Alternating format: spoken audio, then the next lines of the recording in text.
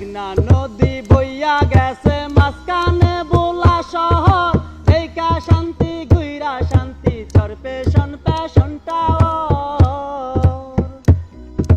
তাই তো সবাই নাম দিয়াছে রূপের রানী চর পেশন, তাই তো সবাই নাম দিয়াছে রূপের রানী চর পেশন।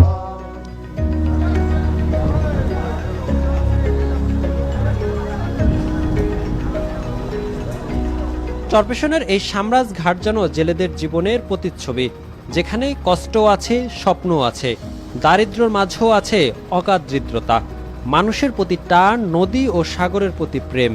ঘাটগুলোতে প্রতিদিন জন্ম নেয় নতুন গল্প, সংগ্রামের, ভালোবাসার, বেঁচে থাকার গল্প। এরা সেই মানুষ যারা কষ্টের ভেতরেও খুঁজে নেয় আনন্দ আর গানে গানে সুর। জাল বাইতে আইলাম আমরা মেঘনা নদীতে, হায় হায় মেঘনা নদীতে।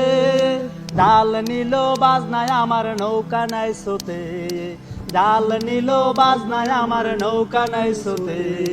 সদাই খাবাই দোকানদারে টাকার জন্য জারি মারে, টাকায় আমি দিতে না পারি। এই গানটা গাওয়া পরে এই জন্যই যে আমরা যে নদীতে যাই, নদীতে আমরা অনেক সময় দেখা গেছে 50,000 60,000 টাকার বাজার নিয়ে যাই, কিন্তু যাই আমরা মাছ পাই কয় হাজার টাকার, 15,000 20,000 10,000 টাকার। বাকি টাকা দোকানে দেনা থাকি, আড়তদার থেকে অগ্রিম টাকা নিতে হয়, নিয়ে বাকি জুগিরে দিতে হয়। আমাদের যে মাথায় বিভিন্ন দেন দেনা হয়ে যায়, ঋণে জর্জরিত হয়ে যায়, এগুলার টেনশন মাথায় আসে, তো মাথা ভার হয়ে যায়, মন আমাদের খারাপ হয়ে যায়। বিভিন্ন টেনশনের কারণে আমরা একটু গান ধরি, মনে গান টান দিই, তো গানটা গাইলে মূলত আমাদের মনটা একটু হালকা হয়, মাথা হালকা হয়। মনটা যখন হালকা হলে আমাদের আবার কাজের গতিটা বাড়ে।